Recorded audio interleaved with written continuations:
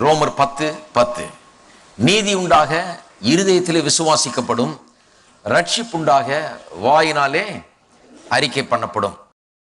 விசுவாசத்தை குறித்து போதித்து வருகிறோம் கடந்த சில வாரங்களாக. எபிரேயர் 11:1 பார்த்தோம். விசுவாசமானது, விசுவாசம்னா என்னன்னு சொல்லியிருக்காங்க, டெஃபினிஷன் ஆஃப் ஃபெய்த். விசுவாசமானது நம்பப்படுகிறவைகளின் உறுதியும் காணப்படாதவைகளின் நிச்சயமாயிருக்கிறது. இதை பற்றி சில காரியங்களை சொன்னேன். விசுவாசம்னா என்ன? ஆங்கிலத்தில் அருமையா சொல்லப்பட்டிருக்குது, faith is the substance of things hoped for. அப்ப விசுவாசம்னா ஒரு சப்ஸ்டன்ஸ், அது ஒரு விதமான மெட்டீரியல். என்ன மெட்டீரியல்? ஒரு பரலோக மெட்டீரியல். அது பரலோக தன்மை வாய்ந்த ஒன்று. அது இந்த பரலோகத்தன்மை வாய்ந்த இந்த மெட்டீரியல் எல்லாவற்றையும் நமக்கு ஏற்படுத்தி தரக்கூடிய மெட்டீரியல். இந்த faith substance, faith is the substance சொல்லி இருக்குது. இந்த விசுவாச வஸ்து எல்லாவற்றையும் நமக்கு உண்டாக்கி தருகிற வஸ்து எதுல இருக்கிறது? வார்த்தையிலே இருக்கிறது. வார்த்தைக்குள்ள அதை வச்சுட்டார் கர்த்தர். அப்ப விசுவாசம் நமக்கு வரும்னா எல்லாம் வந்துட முடியும். விசுவாசம் இருந்துச்சுன்னா மலைகளை கூட பெயர்க்க முடியும். விசுவாசத்தினால எல்லாவற்றையும் பெற்றுக்கொள்ள முடியும், அடைய முடியும். அந்த விசுவாசத்தை எதுல வச்சுட்டார் கர்த்தர்? வார்த்தையில வச்சுட்டார். வார்த்தையில வச்சுட்டு ரோமர் 10:17 சொல்லுகிறது, விசுவாசம் கேள்வியினால் வரும், கேள்வி தேவனுடைய வார்த்தையினால் வரும். அப்ப விசுவாசம் வந்தா எல்லாம் வந்துடும். விசுவாசம் வர வேண்டும் என்றால் வார்த்தை வர வேணும். வார்த்தை வந்தாதான் விசுவாசம் வரும். விசுவாசம் வந்தாதான் எல்லாம் வரும். இந்த விசுவாசம் என்கிறதா எல்லாத்துக்கும் மூலப்பொருளா இருக்கிறது. இது கடையில இருந்து வரல. கடையில இருந்து வரதுக்கு முன்னால வேற எங்க இருந்தோ வந்தது, ஃபேக்டரியில இருந்து வந்தது. ஆனா ஃபேக்டரியில இருந்து வரதுக்கு முன்னால வேற எங்க இருந்தோ வந்தது. இப்படியே பின்னாலேயே போயிட்டு இருந்தீங்கன்னா எங்க இருந்து வந்தது? எல்லாம் விசுவாசத்தினாலே தேவனுடைய வார்த்தையை கொண்டு உண்டாக்கப்பட்டது. எல்லாம் வார்த்தையில இருந்தா உண்டாக்கி வந்தது. இந்த கீபோர்டு எப்படி வந்ததுன்னா தேவனுடைய வார்த்தை சில பொருட்களை உண்டாக்கி அந்த பொருட்களுடைய டெரைவேட்டிவ்ஸ், அந்த பொருட்கள்ல இருந்து எடுத்த பொருட்களால தான் இது செய்யப்பட்டிருக்கிறது. இதை நல்ல மனசுல பதிய வையுங்கள். இப்போ இன்னும் அதிகமாய் சில காரியங்களை பார்ப்போம். அது என்னவென்றால், இந்த வார்த்தைக்குள்ளாக தேவன் அந்த விசுவாசத்தின் வஸ்துக்களை வைத்து விட்டதுனால நம்முடைய வாழ்க்கையை மாற்றக்கூடிய சகல காரியங்களையும், சகலவற்றையும், அதுக்கு தேவையான சகல பொருட்களையும், ரா மெட்டீரியல்ஸ், மூலப்பொருட்களையும் இந்த வார்த்தைக்குள்ள வைத்து விட்டதுனால இப்போ இந்த வார்த்தையை எடுத்து நாம் வைக்க வேண்டிய இடத்துல வைக்க வேண்டும். அது குறித்து தான் பேச போறேன் இன்றைக்கு. கர்த்தருடைய வார்த்தையை எங்கே வைக்க வேணும், எங்க வைத்தா அது கிரியை செய்யும் என்பதை குறித்து சில காரியங்களை சொல்ல இருக்கிறேன். அதுக்காக அந்த வசனத்தை வாசித்தேன். நீதி உண்டாக இருதயத்திலே விசுவாசிக்கப்படும். எல்லாரும் சொல்லுவோம், இருதயத்திலே விசுவாசிக்கப்படும். அப்ப விசுவாசம் என்கிறது இருதயத்திலே கிரியை செய்கிற ஒன்று. விசுவாசம் என்கிறது மனதளவிலே கிரியை செய்கிற ஒன்று அல்ல, இருதயத்திலே கிரியை செய்கிற ஒன்று. அப்ப வார்த்தைக்குள்ளாக தேவன் விசுவாசத்தை வைத்து விட்டார். எல்லாவற்றையும் வார்த்தையை கொண்டுதான் உண்டாக்கினார். ஏனென்றால் வார்த்தைக்குள்ள அந்த விசுவாசம் இருக்கிறது. விசுவாசத்தின் வல்லமை எல்லாம் அதுக்குள்ள இருக்கிறது. அப்ப நாம் விசுவாசத்தை கொண்டுதான் வாழப்போகிறோம். அப்ப ஒரு காரியத்தை புரிந்து கொள்ள வேணும். இந்த விசுவாசம் என்கிறது ஒரு ஆவிக்குரிய ஃபோர்ஸ், ஒரு சக்தி, மாபெரும் சக்தி, மலைகளை பெயர்க்கக்கூடிய சக்தி, காரியங்களை உண்டாக்கக்கூடிய, சிருஷ்டிக்கக்கூடிய ஒரு சக்தி. இந்த இப்பேற்பட்ட சக்தி எப்ப வேலை செய்யும்னு சொன்னா, அதை வைக்க வேண்டிய இடத்துல ஆவிக்குரிய சக்தியை ஒரு விதை மாதிரி இருக்கிற அந்த வசனத்துல வைத்துட்டார் கர்த்தர். அந்த வசனத்தை எடுத்து ஒரு ஆவிக்குரிய இடத்துல வைத்தால்தான் அது வேலை செய்ய ஆரம்பிக்கும். பாருங்க, விதை இருக்குது, விதையை எடுத்து ஷெல்ஃப்ல வைக்கிற வரைக்கும் நமக்கு எந்த பயனும் கிடையாது. ஆனால் அந்த விதையை எடுத்து நாம் எந்த நிலத்துல, எப்படிப்பட்ட ஒரு நிலத்துல, பண்படுத்தப்பட்ட நிலத்துல விதைக்கிறோம் என்பதை பொறுத்துதான் அந்த விதையினுடைய விளைச்சல் நமக்கு இருக்கும். ஆகவே இந்த வார்த்தையை நாம் எப்படி உள்ளத்தில் வைக்க வேண்டும் என்பதை குறித்து சில காரியங்களை இன்றைக்கு பார்ப்போம். பாருங்க, நீதி உண்டாக இருதயத்திலே விசுவாசிக்கப்படும். இருதயம் என்று சொல்லுகிறது எதை குறிக்கிறது? இருதயம் சொன்னா மனுஷனுடைய சரீரத்துல இந்த ரத்தத்தை பம்ப் பண்ணி கொண்டிருக்கிறது, அதைத்தான் இருதயம், சரீர அவயவம் இருதயம். ஆனா வேத வசனம் அநேக நேரத்தில் இருதயம்னு பேசும்போது மனிதனுடைய ஆவியை குறித்து தான் இருதயம் என்று பேசுகிறது. இருதயம்னா இந்த இருதயம் அல்ல, ரத்தத்தை பம்ப் பண்ற இந்த சரீர அவயவத்தை பற்றி அல்ல, அதுல விசுவாசிக்கிறது. ஏன் இருதயம்னா சென்டர் ஆஃப் அவர் லைஃப்.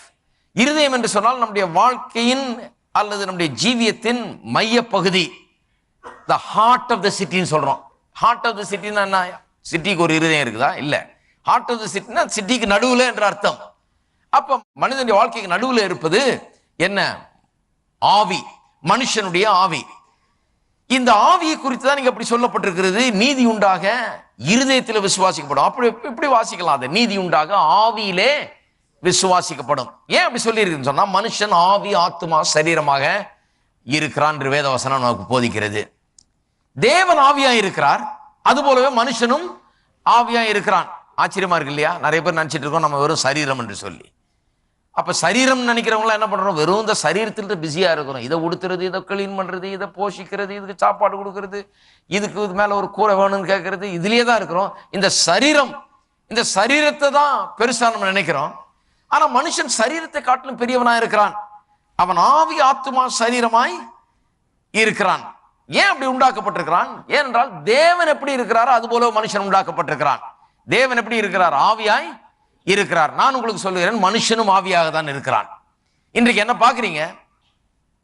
என்ன பார்க்கும்போது இவர் தான் சாம் செல்லதுரைன்னு சொல்றீங்க. இவர் இல்ல சாம் செல்லதுரை. இது சாம் செல்லதுரை இருக்கிற ஒரு வீடு, நான் வசிக்கிற ஒரு ஸ்தலம். இது அவ்வளவுதான்.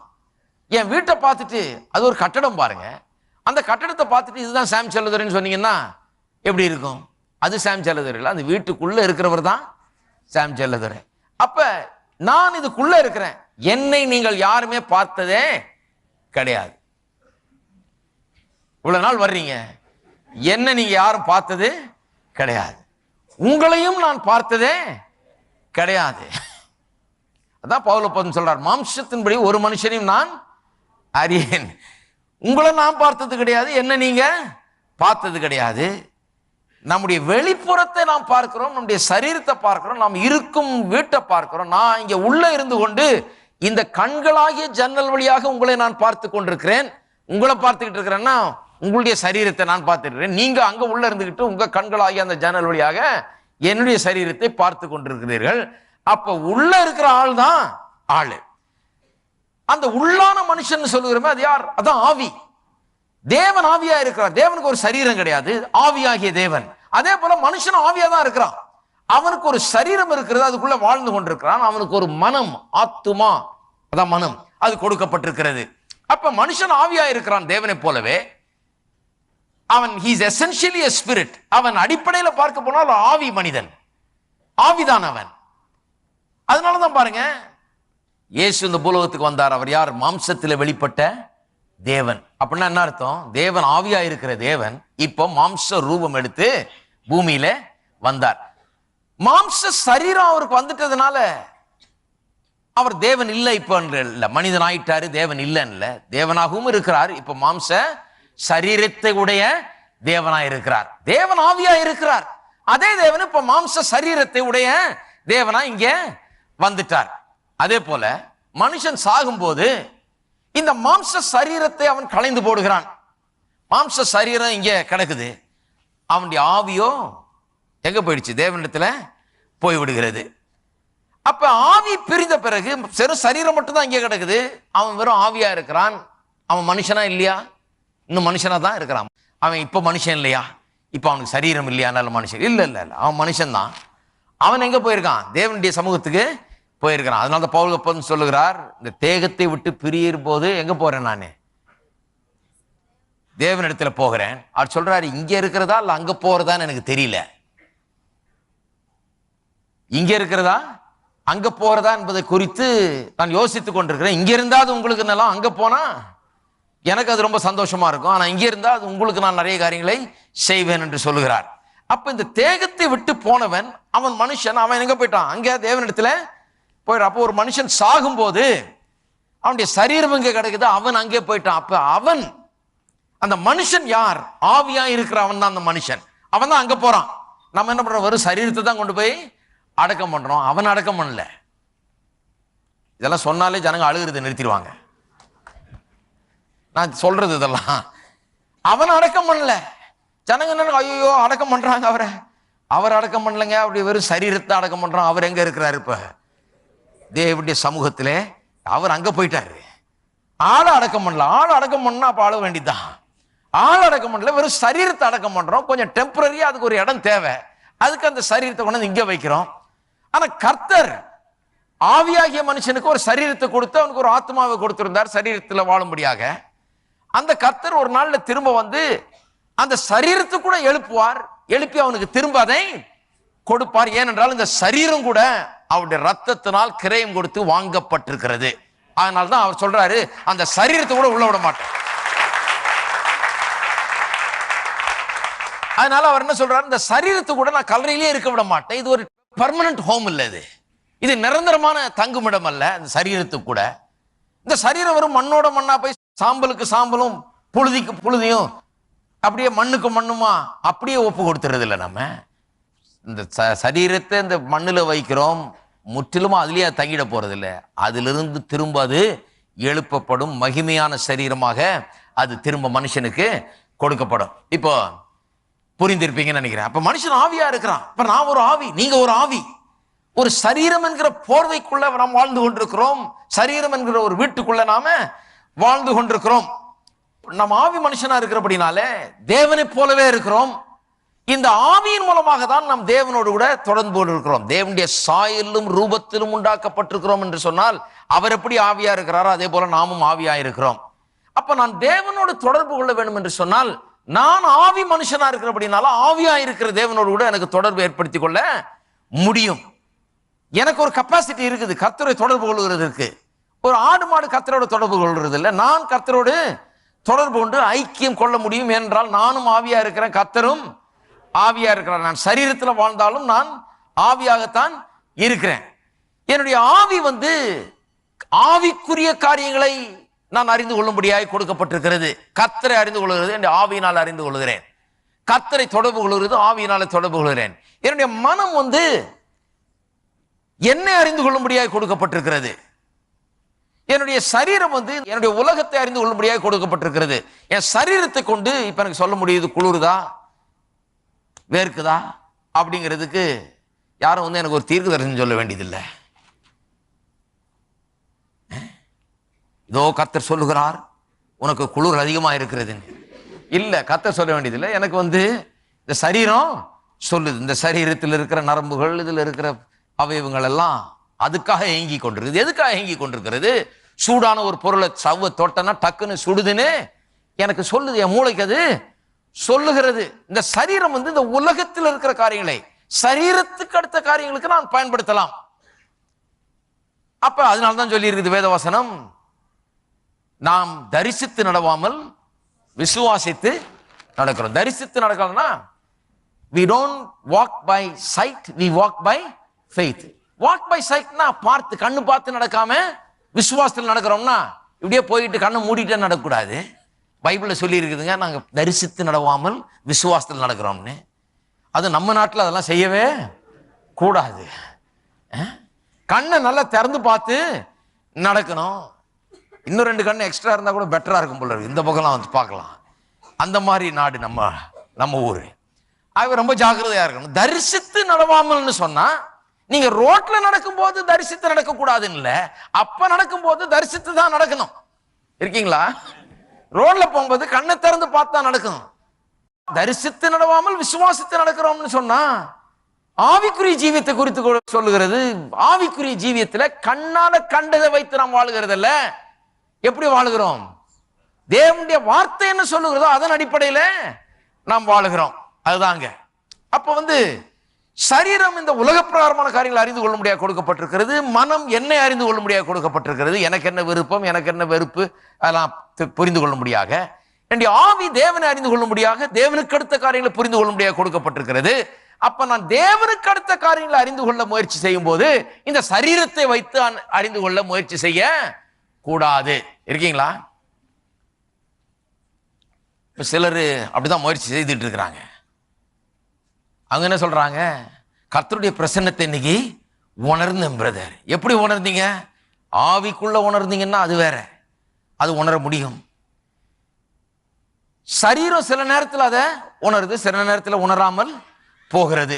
சரீரத்தில் நான் சில நேரத்தில் உணர்ந்திருக்கிறேன் தேவனுடைய பிரசன்னத்தை. நான் சரீரத்தில் உணராத போதும் தேவன் நம்மோடு கூட தான் இருக்கிறாரு. தேவனுடைய பிரசன்னம் அங்கே தான் இருக்கிறது. சரீரத்தில் சில நேரத்தில் தேவனுடைய பிரசன்னம் அங்கே இருக்குதுங்கிறது விளங்குகிறது. ஆனால் எந்நேரமும் அப்படி விளங்குகிறது கிடையாது. எப்பவும் எப்படி விளங்குகிறது? ஆவியில தான் விளங்குகிறது. இந்த ஆவியில புரியுது தேவனுடைய பிரசன்னம் இங்கே இருக்கிறது என்று சொல்லி. சரீரத்தினால் நான் அது அறிந்து கொள்ள முடியாது. நிறைய பேருக்கு பாருங்க, ஒரு ஆராதனையில் கலந்து கொண்டா அந்த சரீரத்துல கர்த்தருடைய பிரசன்னம் அவங்களுக்கு வந்து தெரியணும். பாருங்க, நல்ல வேர்க்கணும், நல்ல வேர்த்து ஊத்துனா அதான் நான் சொல்றது பாருங்க, perspiration is equal to inspiration நினைச்சிட்டு இருக்கிறாங்க. பெர்ஸ்பிரேஷனா வேர்வை, வேர்வை எவ்வளவு அதிகமா இருக்குதோ அந்த அளவுக்கு அனாயிண்டிங் ரொம்ப அதிகமா இருக்குன்னு சிலர் அப்படி ஒரு எண்ணம். பாருங்க, தப்பு, அது கிடையாது. சரீரத்துக்கு அதுக்கு சம்பந்தமே கிடையாது. கர்த்தரை நான் ஆவியில தொடர்பு கொள்கிறேன். ஆவியில நான் கர்த்தரை தொடர்பு கொள்றதுனால என்னுடைய சரீரத்தில் நான் எதுவும் உணராம இருந்தால் கூட என்னுடைய ஆவிக்குள்ளாக நான் தேவனோடு கூட தொடர்பு கொள்ளலாம், ஐக்கியம் கொள்ளலாம், தேவனோடு கூட நாம் உறவாடலாம், எல்லாம் பண்ணலாம். அது ஆவி ரீதியில் அது நடக்கலாம். சரீரத்தில் ஒன்றும் பெருசா நடக்காமலும் இருக்கலாம். நான் சமயத்தில் அப்படி உட்கார்ந்துட்டு இருக்கிறேன்னு வைங்க, கர்த்தரோட ஐக்கியத்தில் நான் உறவுல அங்கே தழைத்து கொண்டிருக்கலாம். உட்கார்ந்துக்கிட்டு நான் நல்லா கர்த்தருடைய உறவை அனுபவித்து கொண்டிருக்கலாம், கர்த்தரோட ஐக்கியப்பட்டு கொண்டிருக்கலாம், கர்த்தருடைய பிரசன்னத்தில் நான் நேரத்தை செலவழிச்சிட்டு இருக்கலாம். கர்த்தருடைய பிரசன்னத்தில் இருக்கும்போது எல்லா நேரமும் கையை காலம் ஆட்டிட்டு இருக்கிறது இல்லை. நான் சில நேரத்தில் ஆமா செய்கிறேன், சில நேரத்தில் சந்தோஷத்தில் கையை தட்டுறேன், கையை உயர்த்துறேன், குதிக்கிறேன், நடனம் கூட ஆடுறேன் இல்லையா? ஆனா எல்லா நேரமும் அப்படி பண்றது கிடையாது. எல்லா நேரமும் கர்த்தருடைய பிரசன்னம் எனக்குள்ள இருக்கிறது. நான் கர்த்தரோட ஐக்கியம் கொள்ளும் போது அது வெறும் சரீரத்துக்கு அடுத்த காரியம் இல்லை, அடிப்படையாக அது ஆவிக்குரிய காரியம். சரீரத்துக்கும் அதுக்கும் ஒரு பெரிய சம்பந்தம் கிடையாது. அப்ப ஆவிக்குரிய காரியங்களே ஆவிக்குரிய இந்த மனுஷன் இந்த ஆவியினாலதான் புரிந்து கொள்ள முடியும். சரி, சில வசனங்களை எடுப்போம். 1 பேதுரு 3ஆம் அதிகாரம். ஏன் இருதயத்தில் விசுவாசிக்கிறோம் என்பதை குறித்து புரிந்து கொள்ள வேண்டும் தான் சொல்றேன். இருதயம் ஏன் மனதில் விசுவாசிக்க முடியாது, இருதயத்தில் விசுவாசிக்க வேண்டும் என்பதை நாம் கவனிக்க வேண்டும். 1 பேதுரு 3:4 வசனம். 1 பேதுரு 3:4. அழியாத அலங்கரிப்பாய் இருக்கிற சாந்தமும் அமைதியிலும் உள்ள ஆவியாகி இருதயத்தில் மறைந்திருக்கிற குணமே உங்களுக்கு அலங்காரமாய் இருக்க கடவுது, அதுவே தேவனுடைய பார்வையில் விலையேற பெற்றது. பெண்களை பற்றி இங்க சொல்லி இருக்குது, எப்படி மனைவிகள் தங்கள் நடக்கையினாலே புருஷனை ஆதாயப்படுத்திக் கொள்கிறார்கள் என்று சொல்லி. 3ஆம் வசனம் சொல்லுது, மயிரை பின்னி பொன்னாபரணங்களை அணிந்து உயர்ந்த வஸ்திரங்களை உடுத்திக் கொள்ளுதலாகிய புறம்பான அலங்கரிப்பு உங்களுக்கு அலங்காரமா இராமல் அப்படின்னு சொன்னா இதுதான் அலங்காரம் நினைச்சு கூடாது. இதை காட்டிலும் ஒரு பெரிய அலங்காரம் இருக்கிறது. நிறைய பேர் இந்த அலங்காரத்தில் ரொம்ப நேரம் செலவழிக்கிறோம். இது அலங்காரம் பண்ணிக்க வேண்டியதுதான். ஏன்னா பண்ணாம இருந்தா யார் அதை பார்க்கறது? கொஞ்சம் பண்ணுகிறது நல்லதுதான், அது ஓகே. ஆனால் அதை விட பெரிய ஒரு அலங்காரம் இருக்கிறது. இதுக்கு இவ்வளவு நேரம் செலவழிக்கிறவங்க இதை விட பெரிய ஒரு அலங்காரம் இருக்கிறது. அது என்ன? அழியாத அலங்காரம். இன்னும் 4ஆம் வசனம் சொல்லுது, அழியாத அலங்கரிப்பாய் இருக்கிற சாந்தமும் அமைதியிலும் உள்ள ஆவியாகி இருதயத்தில் மறைந்திருக்கிற குணமே. எல்லாரும் சொல்லுங்க, ஆவியாகி இருதயத்தில். ஏன் இதை வாசித்தேன்னா நிறைய பேர் கேட்குறீங்க, ஏன் இருதயத்தை போய் ஆவின்றீங்க, ஆவியை போய் இருதயன்றீங்க? நீதி உண்டாக இருதயத்தில் விசுவாசிக்கப்படும்னா நீதி உண்டாக ஆவியில விசுவாசிக்கப்படும் ஏன் சொல்றீங்க அப்படின்னு சொல்றாங்க. அதனால்தான் அதை வாசித்தேன். வேத வசனம் இருதயத்தை ஆவியின் பேசுது, ஆவியை இருதயம்னு பேசுகிறது. இருதயம் ஆவியும் ஒன்றாக பேசப்படுகிறது இங்க. அப்ப இருதயத்தில் விசுவாசிக்கப்படும் சொன்னா ஆவியில விசுவாசிக்கிறது தான். இருதயத்துல ஆவி மனுஷன்ல, ஒரு மனுஷன் ஆவி ஆத்மா சரீரமா இருக்கிறான். இந்த உள்ளான மனிதன்ல இந்த ஆவி மனுஷன்ல நடக்கிற ஒரு காரியம் நீதி உண்டாக இருதயத்துல விசுவாசிக்கப்படும் சொன்னா அவனுடைய ஆவியில எப்படி அவன் விசுவாசிக்கிறான் என்பதை பற்றி தான் சொல்லப்பட்டிருக்கிறது. ஏன்றா இங்க சொல்லி இருக்குது, அழியாத அலங்கரிப்பாய் இருக்கிற சாந்தமும் அமைதலும் உள்ள ஆவியாகி இருதயத்தில் மறைந்திருக்கிற குணமே உங்களுக்கு அலங்காரமாய் இருக்க கடவுது. இது காணக்கூடாத ரீதியில மறைந்திருக்கிறது. உள்ள மறைந்திருக்கிற இந்த குணம் அப்படி என்ன பண்ணுகிறது? வெளியே தெரிய வருகிறது. நல்லா கவனிங்க. இப்போ என்னை யாரும் கண்டது கிடையாது, நான் ஆவி. உங்களை யாரும் கண்டது கிடையாது, நீங்கள் ஆவி. ஆனால் ஒன்று சொல்லுகிறேன், இந்த உள்ள இருக்கிற இந்த குணம், மறைந்திருக்கிற குணம் நம்முடைய வாழ்க்கையின் மூலமாக என்ன பண்ணுகிறது? வெளிப்படுகிறது. அப்ப நான் ஒரு காரியத்தை உங்களுக்கு சொல்ல விரும்புகிறேன். ஒரு விதத்தில் சொல்ல போனா நான் உங்களை பார்த்ததே இல்லைன்னு சொல்ல முடியாது. உங்களை பார்த்திருக்கிறேன். எப்படி பார்த்திருக்கிறேன்? இந்த உள்ள இருக்கிற குணம் வெளியே தெரியுது பாருங்க. அப்ப எனக்கு உள்ள இருக்கிற ஆள் எப்படின்னு தெரியும். சில பேர் நினைக்கிறாங்க ரொம்ப விவரமா இருக்கிறாரு, கரெக்டா பார்த்து வச்சிருப்பாரு. வேத வசனம் அப்படிதான் சொல்லுது பாருங்க. மறைந்திருக்கிற குணம்னா அப்படியே மறைஞ்சே இல்லை, அந்த குணம் வெளிப்படுகிறது வெளியே. அப்ப நீங்க எப்படிப்பட்ட ஆள், நீங்க எப்படிப்பட்ட ஆள்ன்றது எனக்கு தெரியாது. ஏன்னா உள்ள இருக்கிற ஆள் நீங்க, வெறும் சரீரம் அல்ல, நீங்க ஆவி. நான் அதை பார்த்ததில்லை. ஆனால் ஒரு விதத்தில் அதை பார்க்க முடியும். நீங்க எப்படி நடந்து கொள்ளுகிறீர்கள், எப்படி உங்களுடைய வாழ்க்கையை வாழுகிறீர்கள் என்பது பார்க்கும்போது நீங்கள் உள்ளே ஆவி மனுஷன் எப்படி இருக்கிறான், இந்த ஆவியா இருக்கிற நீங்கள் எப்படிப்பட்டவர்கள் என்பதை நான் வெளிப்புறமாக காண முடிகிறது. இருக்கீங்களா? சரி. அப்ப ஆவியாகிய இருதயம், மறைந்திருக்கிற இந்த ஆவியாகிய இருதயம். இன்னொரு வசனம் வாசிப்போம். ரோமர் 7:22. இருதயமும் ஆவியும் ஒன்றுதான். ஆவியை தான் வேதம் இருதயம் என்று சில நேரத்தில் பேசுகிறது, இருதயத்தை தான் ஆவின்னு சில நேரத்தில் பேசுகிறது என்பதை எடுத்து காண்பிக்கிறேன். 22ஆம் வசனம், ரோமர் 7:22. வசனம். உள்ளான மனுஷனுக்கு ஏற்றபடி தேவனுடைய நியாய பிரமாணத்தின் மேல் பிரியமாயிருக்கிறேன். எல்லாரும் சொல்லுங்க, உள்ளான மனுஷன். அது என்ன உள்ளான மனுஷன்? உள்ளான மனுஷன்னா உள்ள ஒரு மனுஷன் இருக்கிறான். உள்ளான மனுஷனுக்கு ஏற்றபடி தேவனுடைய நியாய பிரமாணத்தின் மேல் பிரியமாயிருக்கிறேன். உள்ள என்னுடைய ஆவியில தேவனுடைய நியாய பிரமாணத்தின் மேல் பிரியமாயிருக்கிறேன். ஆனால் இந்த வெளிப்புறமான மனுஷன், என்னுடைய சரீரம், என்னுடைய மனம் எல்லாம் பாவத்தினால பாதிக்கப்பட்டிருக்கிறபடினாலே, அந்த பாவத்தின் பாதிப்பு இருக்கிறபடினாலே இந்த நியாயப்பிரமாணம் சொல்லுகிறத நான் உள்ள செய்ய வேண்டும் என்று விரும்பினாலும் அதை செய்யக்கூடாத ஒரு நிலையில இருக்கிறேன். ஏனென்றால் இது பாவ சரீரமா இருக்கிறது, இதிலிருந்து என்னை விடுவிப்பவன் யார் என்றெல்லாம் சொல்லுகிறார்.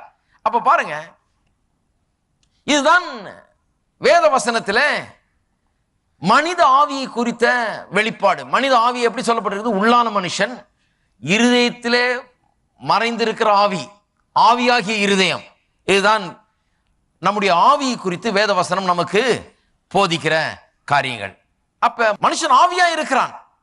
தேவனுக்கு அடுத்த காரியங்கள் எல்லாம் ஆவியில நடக்கிற காரியங்கள் என்பதை புரிந்து கொள்ள வேண்டும். அப்ப இருதயத்தில் விசுவாசிக்கிறது என்று சொன்னால் ஆவியிலே விசுவாசிப்பது என்று அர்த்தம்.